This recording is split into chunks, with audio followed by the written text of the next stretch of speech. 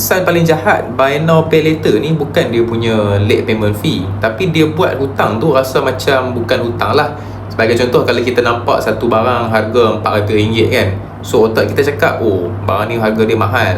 Tapi bila masuk buy now pay later ni, app tu dia pecahkan jadi ikut bulanan lah. Contohnya dia pecah jadi RM50 ke ataupun RM100 sebulan, dan tiba-tiba kita rasa mampu. Padahal barang tu adalah barang yang sama, harga yang sama, dan secara kita tak sedar duit yang keluar pun tetap sama juga, RM400 juga.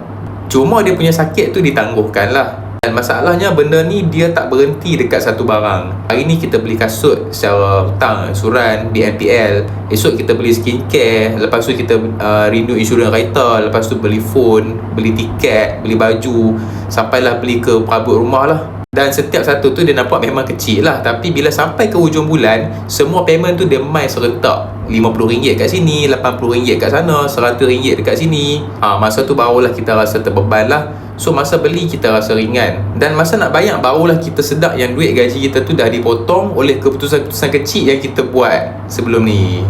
Dan sebab itulah BNPL ni dia bahaya, dan dia bukan jual barang sahajalah, dia jual rasa mampu. Dan Bank Negara Malaysia pun pernah melaporkan nilai transaksi BNPL dekat Malaysia ni dah cecah bilion ringgit lah, hanya dalam tempoh 6 bulan saja. Maksudnya ramai orang bukan sekadar guna BNPL ni untuk kecemasan lah, untuk beli barang-barang yang besar. Even beli barang-barang kecil pun nak guna BNPL juga. Ramai yang guna sebab nak beli sekarang dan fikir kemudian lah, nanti boleh bayar. Dan akhirnya dia terperangkap dekat situ. Contoh, bila kita bayar cash, kita akan rasa sakit sekarang ni. Tapi bila kita guna BNPL, sakit tu dia main lambat sikit lah. Masa beli tu kita tak rasa sakit. Dan bila sakit tu main lambat, kita sempat tambah hutang baru sebelum hutang lama tu habis. Jadi dekat sini, untuk anda yang nak beli rumah, anda kena berhati-hati dengan BNPL ni. Sebab sekarang ni bank dia tengok BNPL. Kalau ada BNPL, chances untuk anda approve loan untuk perumahan anda agak tipis lah.